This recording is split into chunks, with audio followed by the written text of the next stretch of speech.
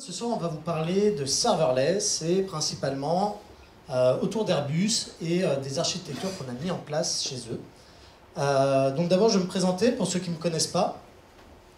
Ben, je m'appelle Stewell, je suis Solution and Cloud Architect chez Hypan Technologies, membre du pôle conseil. Je ne sais pas si dans la salle, certains connaissent Gipster. Est-ce qu'il y en a qui connaissent Gipster? Ah, c'est comme ça. C'est à peu près les mêmes mains qui connaissent Hypan, donc c'est bien, c'est un bon point, Geoffrey. Donc je suis contributeur Gipster, je fais quelques modules. Et pour ceux qui ne connaissent pas Gipster, c'est un super outil pour construire son architecture microservices ou monolithe en Java. Je vous conseille de regarder. Je suis certifié AWS, of course. Et aujourd'hui, j'interviens donc sur la Public Cloud Platform chez Airbus. Alors je vais laisser la place justement à Mathieu de se présenter et de présenter un peu le projet. Bonsoir à tous, désolé pour le manque de moustache sur ma photo. Donc, vous m'entendez bien, c'est bon? Ouais. Mathieu Bueuf, donc Airbus, responsable pour la Public Cloud Platform, donc travaillant avec Steve et quelques autres personnes. On est en train de monter donc une petite plateforme sympa. Alors, c'est les intros là déjà, c'est après le... Donc, moi, oui. Ouais, donc j'ai construit 5 cloud platforms. Bizarrement, c'est la première que je monte en France.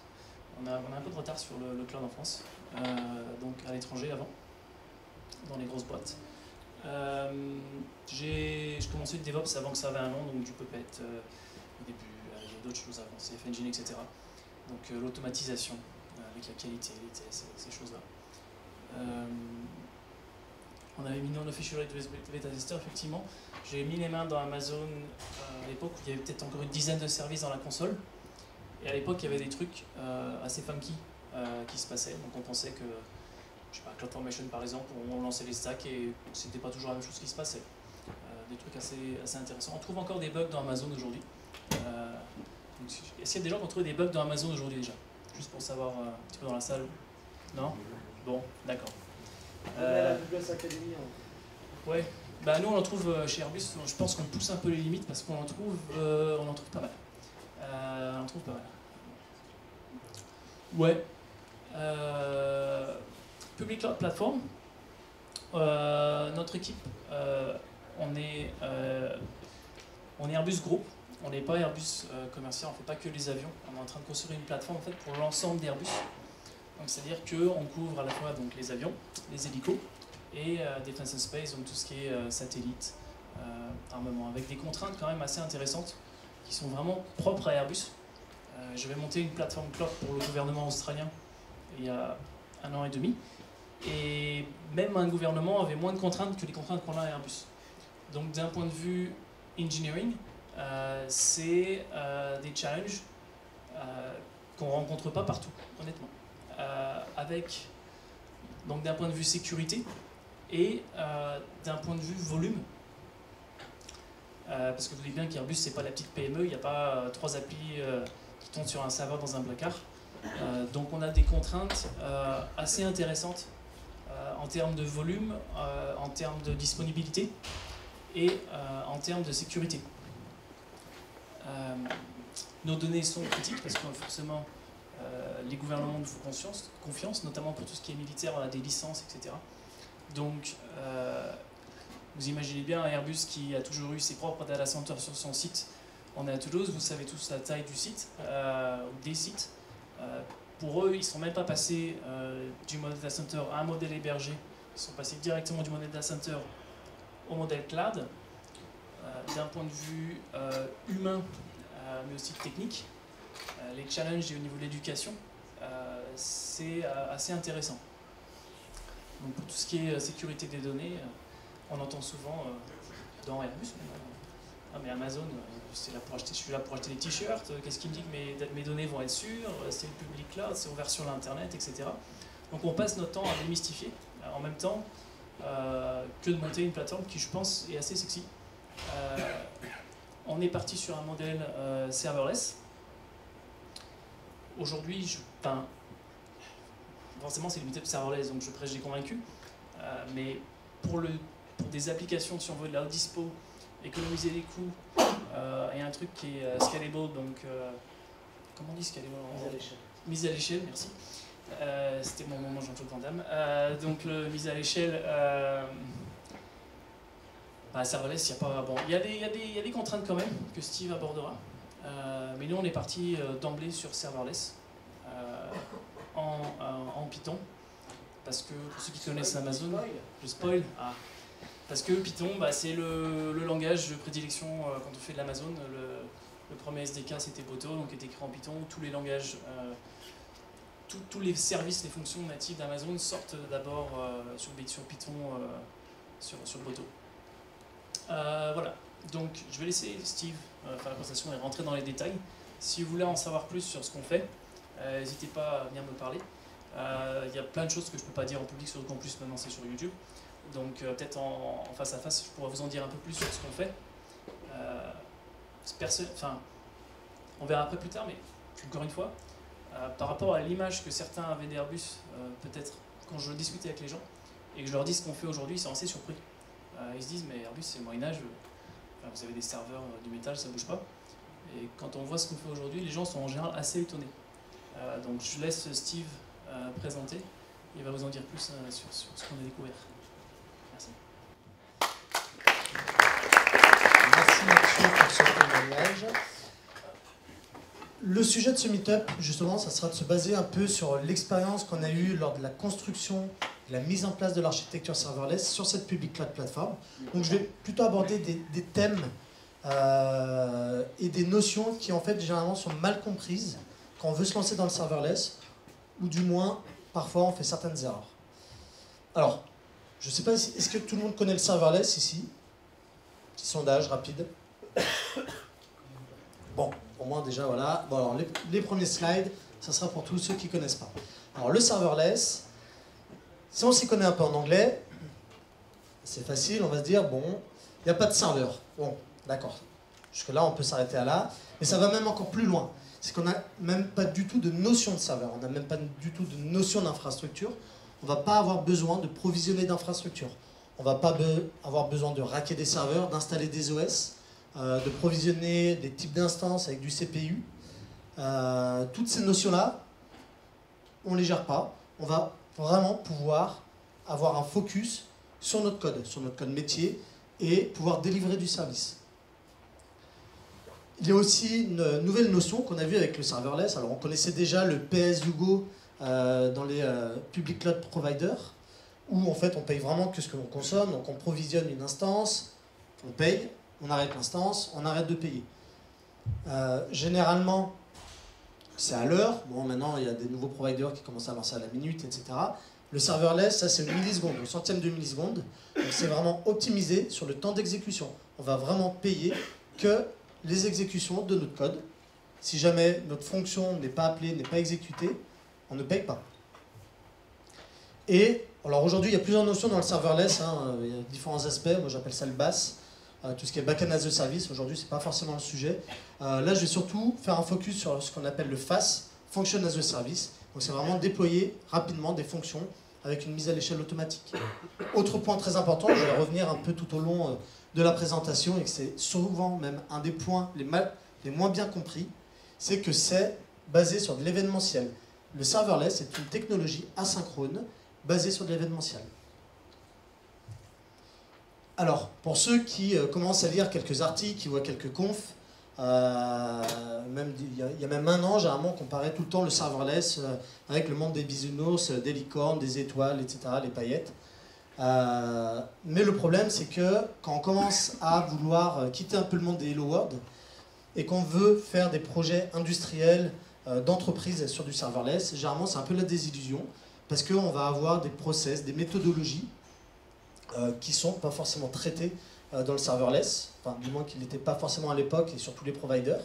Et du coup, on va avoir des nouvelles contraintes de déploiement, de versionning, etc., qui vont, on va dire, enlever un peu toutes ces étoiles sur cette technologie. Justement, le but de ce meet-up, je vais essayer d'éclaircir un peu certains sujets et voir maintenant, aujourd'hui, ce qu'il est possible de faire et justement comment pallier à ces problèmes.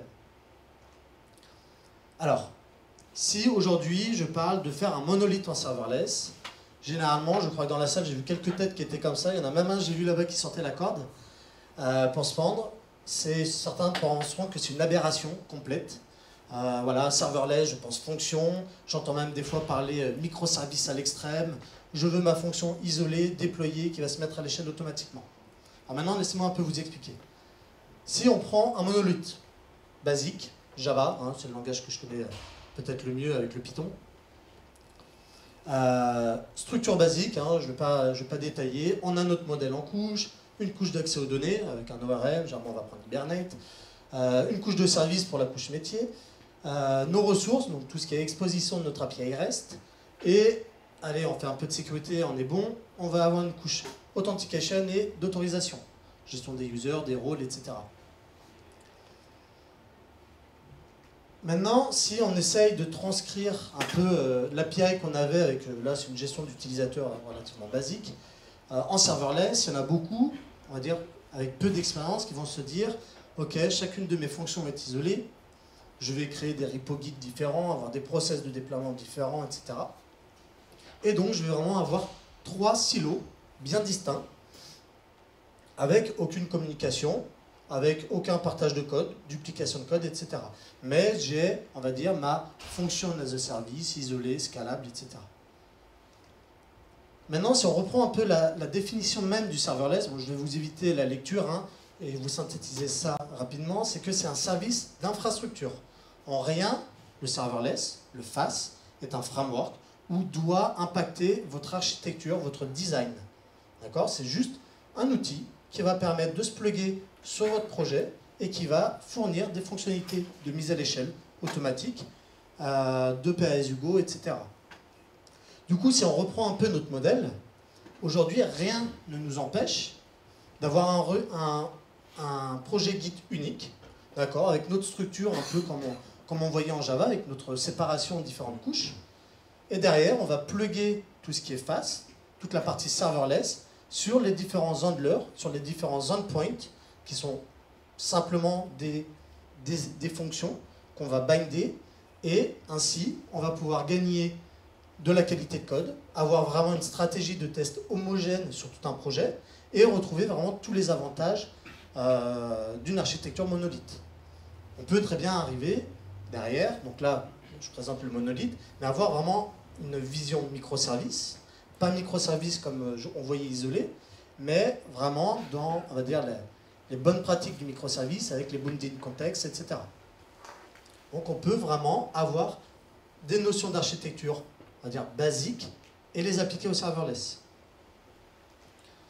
Maintenant, une autre approche aussi qu'il faut arriver à comprendre, moi je me mets d'un point de vue utilisateur, donc je veux consommer mon API user, donc je suis client, moi le seul point que je vois, je m'en fiche du serverless, tout ce que je vois c'est que j'ai des calls API qui vont me fournir des services métiers possiblement, j'ai mon back-end. Aujourd'hui la différence c'est que la partie FaaS, Function as a Service, elle va vous permettre uniquement d'exécuter votre code.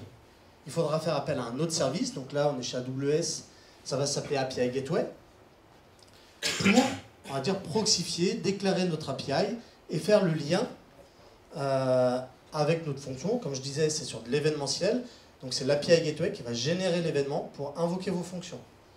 Donc ça, mine de rien, c'est assez impactant, surtout quand on va faire les déploiements. Donc si on reprend un peu notre approche, on va avoir tout ce qui est déclaration de notre API, le slash user par exemple là, qui va faire on va dire, propager, on va dire, le contrat de service, la partie visible pour notre utilisateur, et derrière, elle va faire le lien avec notre fonction et propager l'événement. Alors on peut se demander aujourd'hui, bon, on a 2 services distincts, 2 services d'infrastructure. Niveau déploiement, bon, ben, c'est toujours de l'infra as code. Moi, je veux déployer toujours un peu DevOps, Continuous Delivery. Et ben, il faut savoir que sur API Gateway, grâce à Swagger, donc ça peut embarquer Swagger. Donc pour ceux qui ne connaissent pas Swagger, c'est une spécification, d'accord, qui n'était pas du tout présent, qui n'a pas du tout été créé pour le serverless. C'était présent déjà bien avant, qui permet de déclarer de façon vraiment contractuelle notre API, les différentes interactions, les retours d'erreurs, etc. Donc aujourd'hui, AWS, ils sont déjà intégrés complètement avec cette spécification pour créer l'ensemble de notre API, mais en plus, ils vont fournir de nouvelles fonctionnalités qui vont vous permettre, avec un seul fichier de Swagger, de vous binder avec vos proxys et vos lambda. Donc là, c'est un petit exemple voilà, d'une fonctionnalité pure Amazon, la partie X Amazon API Gateway Intégration, où on peut très bien directement déclarer la fonction que je vais appeler et faire le lien d'un point de vue, on va dire, apporter un peu une vision infra sur un fichier Swagger. Il y a d'autres, il y a beaucoup d'autres fonctionnalités qui sont un peu natives Amazon. Là, c'en est une. Il y en a d'autres, par exemple, ajouter une partie sécurité, je vais revenir tout à l'heure. Et l'avantage aussi, c'est qu'aujourd'hui, Swagger, c'est quand même un écosystème. Il y a énormément d'outils open source pour générer de la documentation, générer du code, etc., etc. Donc, petit brief sur la sécurité. Aujourd'hui, justement, avec API Gateway, on peut se demander, bon, à quel niveau je vais gérer la sécurité? Je veux gérer la partie authentication, donc c'est vraiment, j'autorise ou non un user à consommer mon API. Comment je fais ça? Est-ce que je dois l'embarquer dans chaque lambda? Bon, on a vu tout à l'heure qu'avec mon monolithe, je pourrais très bien, on va dire, synthétiser le code, le faire qu'une seule fois, le propager dans toutes mes lambdas.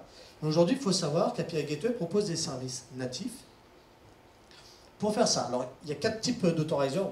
Il y en a d'autres, mais je ne vais pas trop les détailler. Il y a une authentification un peu forte avec des certificats SSL client. On peut utiliser AWS IAM. Alors AWS IAM, c'est en gros utiliser le méthode de signature, donc SIG-V4, made in Amazon, hein, ce qu'ils utilisent pour tout ce qui est S3, etc., pour avoir des pré-signed URL, et ainsi vraiment consommer de façon sécurisée, basée sur tout ce qui est role IAM, notre API. On peut binder aussi un outil qui s'appelle Cognito User Pool. Hein. C'est un outil serverless qui permet d'avoir une gestion 100% managée de ses utilisateurs avec tout ce qui est interface, login, logout, gestion des utilisateurs avec des datasets qui sont scalables, etc. Et tout ce qui est connectique au 2. Donc là, on va avoir des tokens JWT qui pourront être captés, rien à configurer, et on va pouvoir ainsi autoriser des utilisateurs. Et bien sûr, on a aussi une fonctionnalité Custom Authorizer, où on va pouvoir développer un peu notre authentication à notre sauce. Pour X raison, on veut avoir des tokens JWT O2 de OO0, qui est un autre service, un autre identity provider. On peut très bien créer notre propre authorizer et valider un peu ces jetons de sécurité. Donc, petite information, hein, ce Custom Authorizer, c'est une lambda derrière qui sera exécutée. Hein. Donc pareil, ils utilisent leur propre service, hein, ils ne sont pas bêtes. Ça va se scaler, peu importe le nombre d'utilisateurs, ça va se gérer tout seul. Maintenant, autre question, on a vu un peu quelques concepts d'architecture de base. Hein. Ok, on peut faire du monolithe. Maintenant, je sais comment déclarer mon contrat d'API. Maintenant vient la question fatidique du quel langage je vais choisir. Alors chez Amazon, alors, pour certains providers type Google, on n'a pas forcément trop le choix, c'est du Node.js. Chez Amazon, il y a pas mal de langages. Java, Python, Python 2.6, 3.7, non, 3.6, 2.7. Node.js, Go, depuis peu, c'est pas mal, et .NET. Du coup, la question, c'est comment je vais choisir le langage. Alors avant, si on prenait un peu un projet standard, le choix de ce langage, il était principalement humain. Une entreprise qui est spécialisée dans le Java ne va pas se dire je vais me lancer dans un projet entreprise en Go. Niveau risque, il ne faut même pas y penser. Niveau surtout compétences, c'est encore pire. Donc l'aspect humain est toujours quand même une part majoritaire dans le choix du langage. Nous, typiquement, chez Airbus, c'est ça aussi qui a drivé le choix du langage. Nos équipes connaissaient, donc il y a déjà eu un spoil, le Python. Nos équipes connaissaient le Python, donc déjà niveau choix dans les différents types de langages, on n'allait pas leur imposer d'apprendre un nouveau langage, surtout que s'ils n'ont pas forcément les compétences, le code, tout ce qui est qualité de code, test, etc. seront forcément impactés. Donc on allait partir sur ce langage-là. Après, il y a d'autres facteurs à prendre en compte quand on fait du serverless, c'est tout ce qui est cycle de vie du serverless, d'accord, de tout ce qu'on appelle le FAS, alors je reviendrai dessus un peu plus en détail, et la notion de coût. Tout à l'heure, je vous disais que le temps d'exécution est facturé au centième de milliseconde. Aujourd'hui, je prends un langage qui met longtemps à s'exécuter, peu importe, hein, que ce soit .NET ou autre. Bon, après, c'est pas forcément le bon exemple parce que c'est le plus rapide en termes d'exécution, mais forcément, il y aura un impact de coût. Il faut savoir que un code qui va s'exécuter en 200 millisecondes et un autre qui va s'exécuter en 100 millisecondes, si j'ai 10 millions de requêtes, c'est 50% d'économie sur sa facture à la fin. Donc on commence à rationaliser un peu et se dire l'optimisation de code, c'est quand même important. Du coup, revenons un peu sur ce cycle de vie, parce que c'est vraiment dimensionnant aussi sur le choix du langage, surtout dans notre contexte, hein, où aujourd'hui on veut proposer une API, donc c'est un des use cases du serverless. Faut savoir que, quand on dit justement que quand la fonction n'est pas utilisée, on ne paye pas, c'est que, en gros, elle n'est même pas du tout provisionnée. D'accord ? Elle ne va même pas tourner, elle n'est pas en stand-by ni rien. La première exécution, d'accord, c'est on va devoir provisionner cette instance pour son exécution. Et comparé à tout ce qui est un peu langage aujourd'hui avec des serveurs type Tomcat ou autre Java, généralement le code est chargé en mémoire. Là, il n'est pas chargé en mémoire, il est dormant, il va dormir, c'est le bundle ou le code va être stocké sur un fichier, sur un bucket S3, d'accord, en attente, on va dire, d'un provisioning où ça va récupérer le code, l'initialiser pour son exécution. Donc reprenons un peu ce cycle de vie. Il faut savoir qu'en fait, il y a vraiment deux grosses phases dans ce cycle de vie. Il y en a une qu'on appelle le cold start, et après, il y a la phase d'exécution. Donc le cold start, il se produit quand la fonction, justement, n'a jamais été appelée. D'accord ? J'arrive le matin, 8h, premier call sur mon API. Il va y avoir cette phase de cold start. Alors la phase de cold start est, elle aussi, en deux phases. Il va vraiment y avoir la phase de provisioning, donc c'est assez bête, hein, c'est Amazon va aller récupérer le code sur le bucket S3, va provisionner une instance, possiblement, et on va dire un peu chauffer. Après, il y a une autre phase qui est l'initialisation du contexte. Alors l'initialisation du contexte, aujourd'hui, si on voit le code, donc là on a vraiment ma fonction, hein, notre code fonction, mais tout ce qui est le code qui est... Pardon. Tout le code qui est autour de la fonction va s'exécuter dans une phase d'initialisation du contexte. Donc c'est à ce moment-là, par exemple, je peux provisionner ou faire un peu l'initialisation de ma connexion à ma base de données. Et ce code-là, typiquement, va s'exécuter une seule fois au moment du warm-up, mais après, à chaque exécution, c'est vraiment que notre fonction qui va s'exécuter en séquentiel. D'accord ? Si aujourd'hui j'ai des appels qui sont séquentiels, donc un utilisateur, puis un peu plus tard un autre utilisateur, ça sera sur la même instance et ça va les enchaîner en séquentiel. Par contre, si j'ai plusieurs utilisateurs en simultané, là, on va avoir plusieurs initialisations, plusieurs cold start, et ainsi de suite. Et du coup, cette phase d'initialisation, ben, ça prend du temps. Et c'est là où, en fait, le choix du langage va être relativement important. Je provisionne du Java. Allez, moi je fais du Java, j'adore Spring, etc. Alors Spring, déjà, pour ceux qui connaissent, ça prend pas mal de temps à s'initialiser. Hein. En plus, rien qu'à télécharger les 500 gigas de framework, il faut le faire, quoi. Du coup, ce temps d'initialisation, le temps de warm-up de la JVM, c'est du temps. D'accord ? Et là, nous, dans notre contexte API, eh ben, je suis un peu à la course au temps. Donc, Java, tout ce qui est langage un peu comme ça, .NET, je vais les mettre de côté parce qu'ils ne vont pas correspondre à mes besoins. Et du coup, tout ce qui est langage type Node.js, Go, Python, c'est des langages qui sont exécutés rapidement, avec même en plus une faible empreinte mémoire. Hein. Java, il faut généralement prendre des lambda avec 2 Go si on veut que ça aille un peu vite. Là, Python, l'empreinte mémoire de 40 mégas, ça passe. Alors, des petites choses aussi à savoir, hein, des petits tips. C'est que déjà, la phase d'initialisation, donc vraiment la première phase, elle est gratuite, hein, vous ne serez pas facturé sur cette phase-là, donc c'est AWS qui va gérer ça. La partie phase d'initialisation du contexte, donc tout ce qui est décorateur autour de sa fonction, est gratuite si elle est inférieure à 10 secondes. Il faut savoir qu'après 10 secondes, alors déjà ça va s'arrêter, ça va recommencer à 0, et en plus après ça vous sera facturé. Donc, en plus des 10 secondes, vous allez prendre possiblement 20 secondes en plus et payer. Donc après, voilà, il faut arriver à trouver le bon équilibre pour exploiter au maximum ces 10 secondes. Donc exécuter possiblement le maximum de code dans ces 10 secondes pour ne pas payer. Donc moi, par exemple, aujourd'hui sur notre projet, cette phase des 10 secondes, ben, nous, on va initialiser toute la connexion de notre base de données, notre ORM, initialisation de ma session de base de données, comme ça, dans mon code, directement, je vais pouvoir exécuter des requêtes sans avoir un peu de temps de latence, d'initialisation, etc.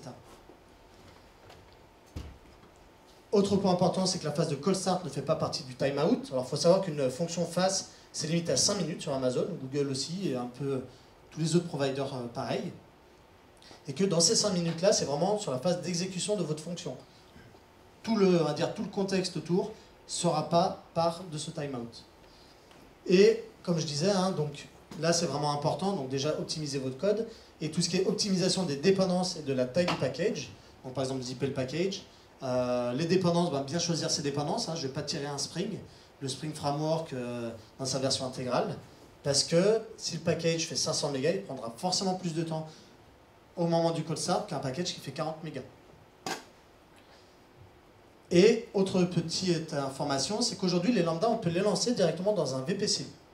Alors, parfois on a le besoin, typiquement je veux lancer une base de données RDS chez Amazon, donc une base de données Postgre ou autre, donc ça se lance dans un network, et pour faire une connexion, je ne vais pas l'ouvrir au public, hein, si je suis un peu bien capé, je ne vais pas l'ouvrir à la terre entière. Du coup, je vais devoir lancer mes lambdas dans le VPC et pouvoir comme ça un peu sécuriser mes connexions. Alors il faut savoir que quand on lance une lambda dans un VPC, elle va forcément prendre 10 secondes, tout simplement parce qu'en fait, Amazon derrière va provisionner dans le VPC et attacher une network interface. Et du coup, ce provisioning, ça prend 10 secondes.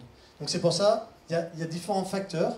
Si jamais on a un peu comme ici, nous à la course au timing, qu'il faut prendre en compte pour réduire ce temps.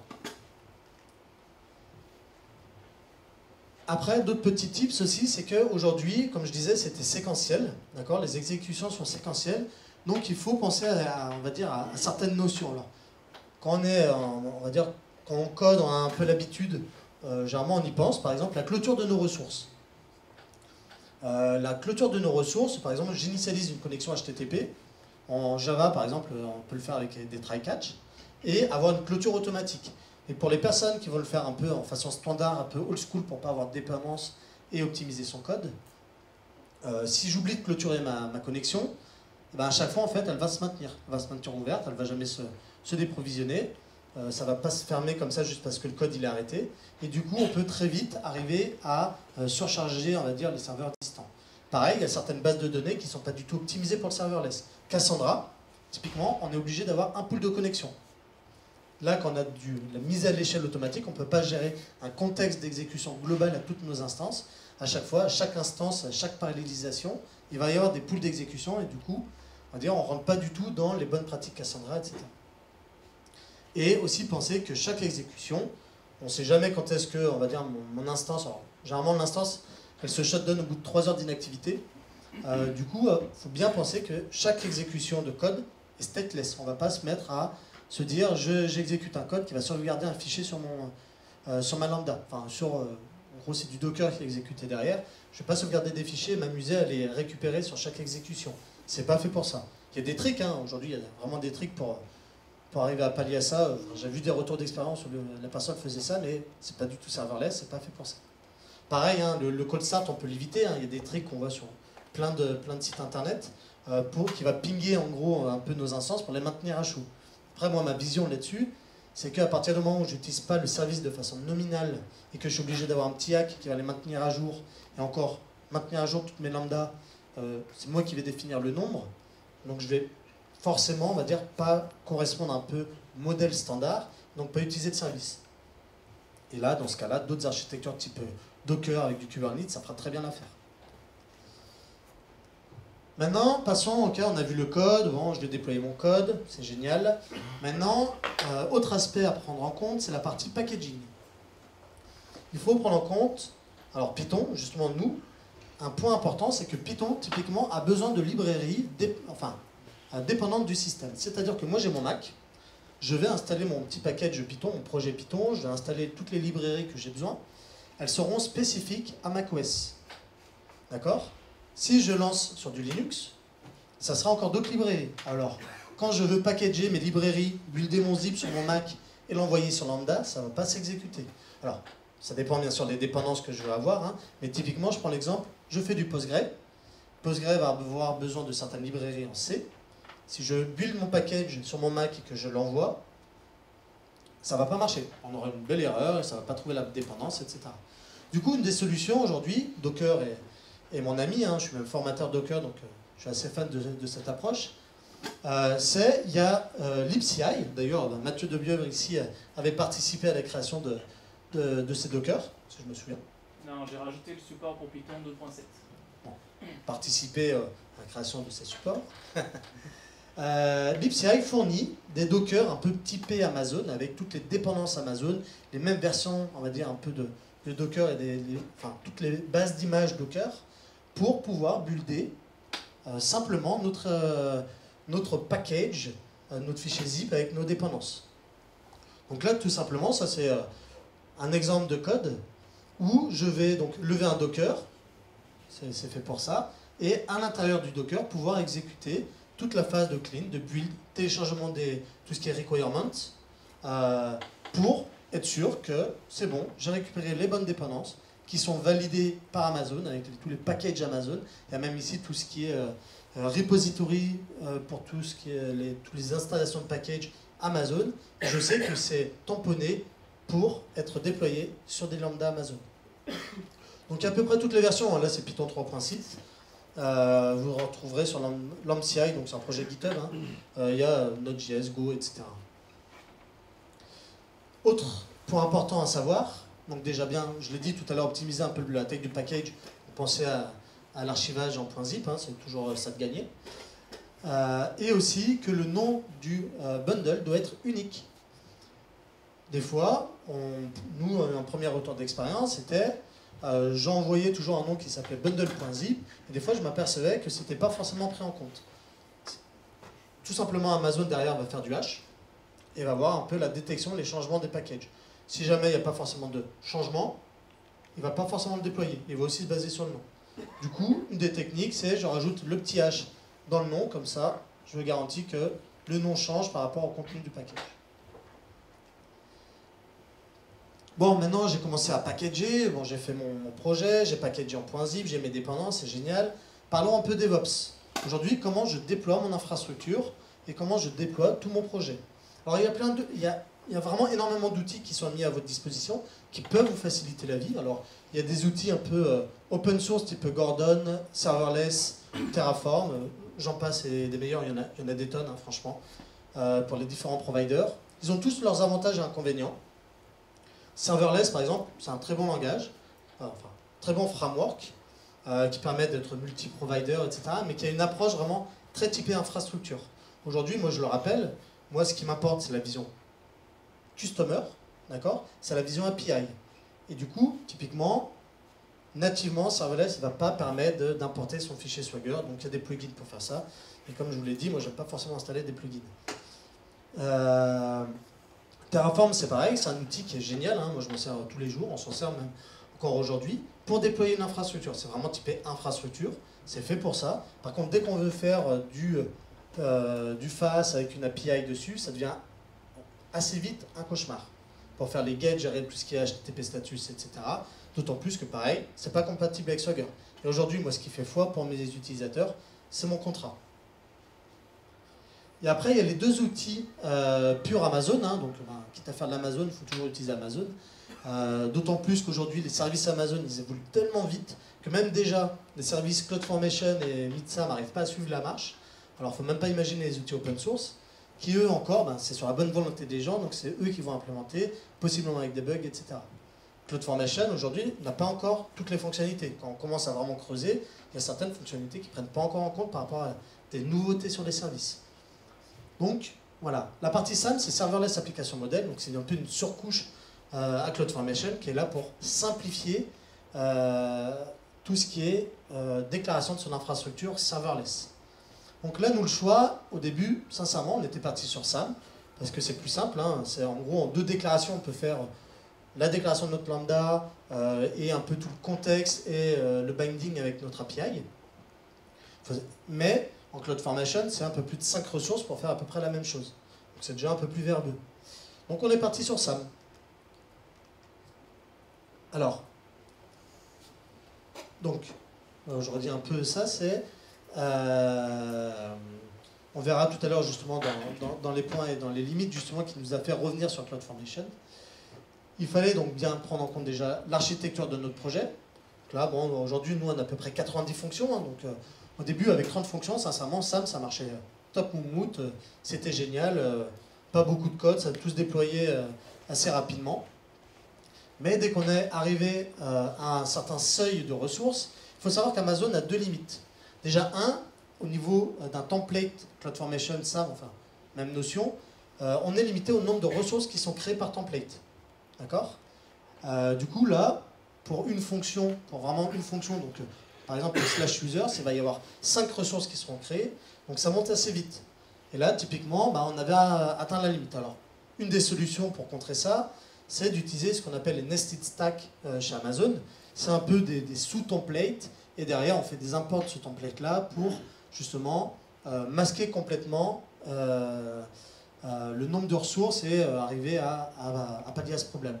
Problématique, SAM ne gère pas encore les nested stacks. Alors j'ai regardé, je crois, il y a une semaine, ça ne le gérait pas. Donc, des fois, ça évolue tellement vite. Mais même, suivez le hashtag 90, c'est une issue qu'il y a sur SAM, où en fait, ils doivent le faire. Et du coup, tout simplement, pour nous, c'était complètement bloquant. On ne pouvait pas dépasser les 30 ressources. Alors soit je faisais encore des hacks, je faisais des splits de mon projet. Moi, c'était pas ma volonté. On a dû rebasculer sur CloudFormation. Autre petit trick, c'est que un nombre de calls simultanés, Amazon bloque le nombre de calls simultanés, tout simplement pour gérer un peu tout, la charge par rapport à tous ces utilisateurs. Et du coup, il a fallu utiliser la notion de depend zone pour faire un peu de la... Enfin, en gros, on déploie bloc par bloc, à chaque fois un peu avec une hiérarchie, on est obligé pour limiter le nombre de calls qu'on fait à un instant T sur Amazon. Pareil, tout à l'heure je parlais de tout ce qui est compliance avec les stratégies et les nouveaux services Amazon. Amazon sort énormément de services très rapidement, typiquement des stratégies de déploiement. Et SAM ou CloudFormation, des fois, ne sont pas forcément à jour. Du coup, notre base, c'est, on veut que ce soit le plus, on va dire, avoir le plus de souplesse possible, utiliser le plus vite les services Amazon. Et du coup, encore un autre facteur qui nous a fait aller vers CloudFormation. Donc voilà, un petit exemple de notre pipeline, pipeline de production. On voit nos différentes phases, on va retrouver même la partie build du package et packaging avec notre Docker. Donc on voit que notre pipeline dure environ 12 minutes. Alors, à mon avis, on peut l'optimiser, c'est juste que nos différents blocs, à chaque fois qu'ils s'enchaînent, ça prend du temps. On n'a pas poussé, on va dire, à l'extrême. 12 minutes, c'était, vu qu'on fait assez souvent des déploiements de toute la partie API, de l'intégralité de nos fonctions, 12 minutes, c'est quand même relativement respectable. Et derrière, on voit qu'en plus, on utilise la partie Swagger. C'est qu'une fois qu'on a notre API déployé, on a toujours notre Swagger file qui est toujours présent, qui a servi vraiment de base et de point d'entrée de tout notre projet. On va pouvoir générer une documentation, donc toute la doc API, automatiquement et la déployer encore plus en utilisant un service, la partie Bucket S3 en mode website. On a juste à mettre le fichier HTML et c'est disponible sur Internet, bien sûr bloqué pour Airbus, vous pouvez toujours chercher. Mais ainsi, à chaque déploiement, notre doc est à jour et mis à jour. Donc s'il faut savoir, comme je disais, aujourd'hui il y a des services Amazon pour tout ce qui est stratégie de déploiement, parce que bon, au début quand on va commencer à penser un peu entreprise, on ne va pas se dire je déploie, tac, peu importe les utilisateurs, je les bascule d'un coup sur une nouvelle version. Aujourd'hui sur API Gateway, maintenant on peut faire du Canary Release. Alors pour ceux qui ne connaissent pas Canary Release, c'est assez simple, j'ai une version V1 et une version V2, et je vais pouvoir basculer petit à petit du trafic vers ma V2. Donc au début ça sera 10% du trafic sur ma V2, possiblement voir les premiers retours, les premiers bugs, les premières erreurs de réponse, si j'ai un bon monitoring, et ainsi de suite, si jamais ça se passe bien, 20%, 30%, et ainsi de suite, jusqu'à basculer l'intégralité des utilisateurs sur la V2.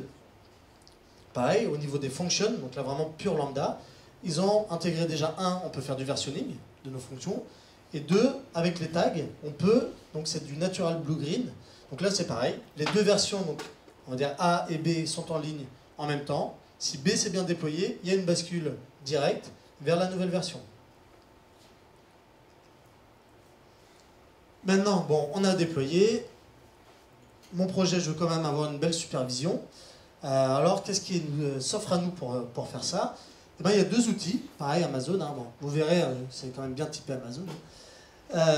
Aujourd'hui, il y a X-Ray et CloudWatch. Alors CloudWatch, c'est un service vraiment basique Amazon qui permet de faire du logging et de récupérer certaines métriques et pouvoir générer des alarmes. Donc je ne vais pas forcément rentrer dedans.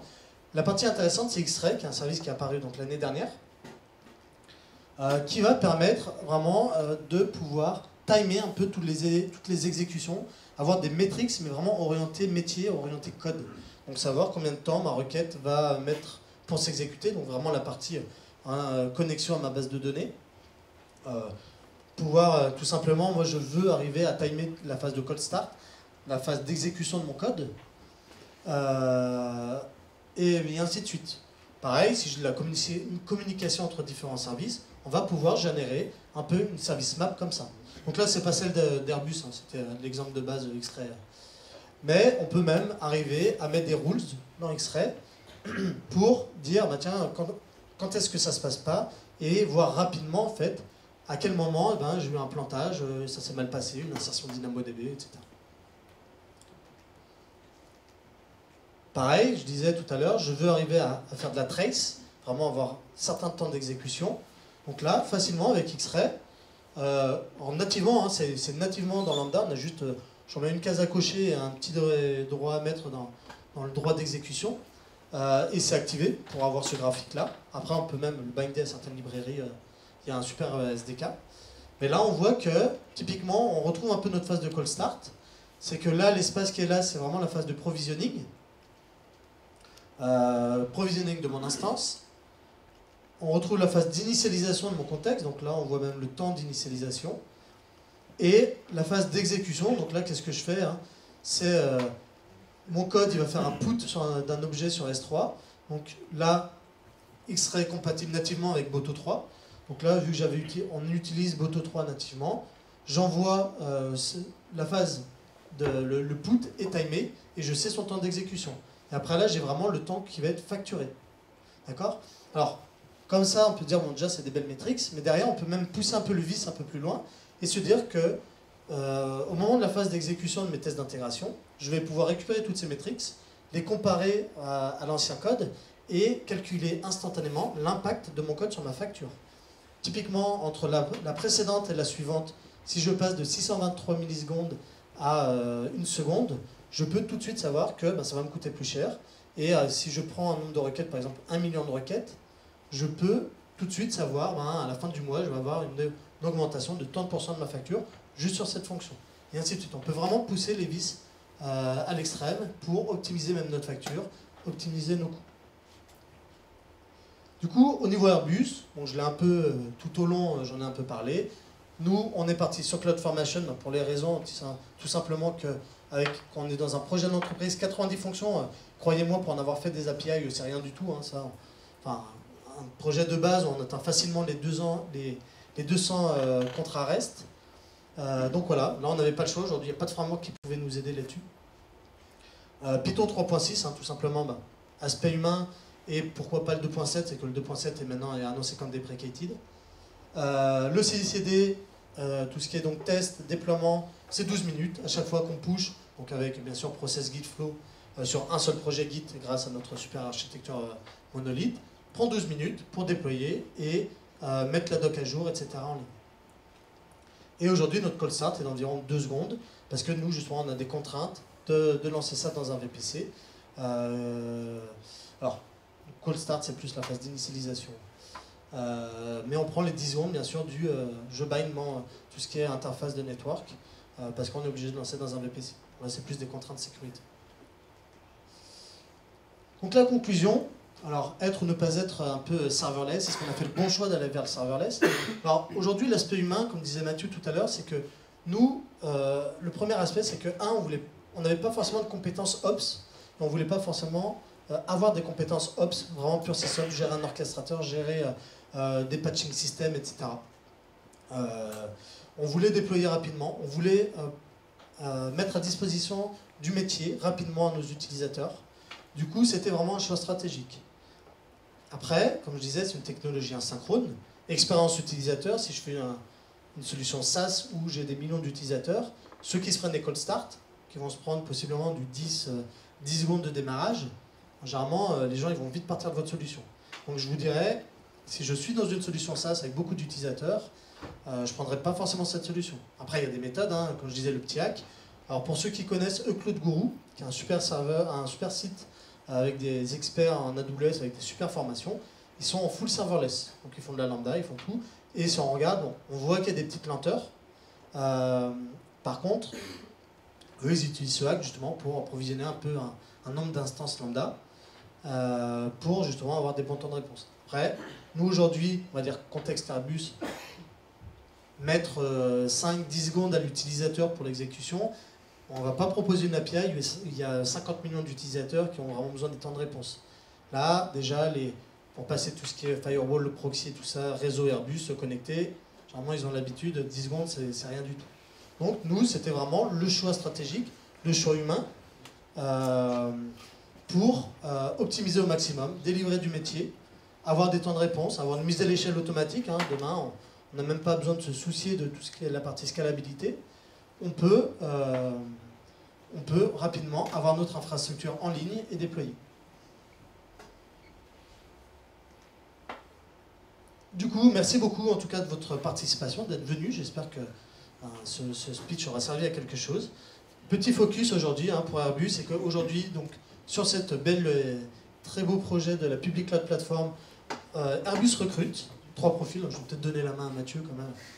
Vous vendra mieux le sujet, parce que moi je vous dirais de venir à Ipon Toulouse. Mais après... Ça la fout aussi pour recruter pour Airbus. Merci Steve pour la présentation. Je vois que tout le monde est encore réveillé, donc bravo. On peut peut-être l'applaudir.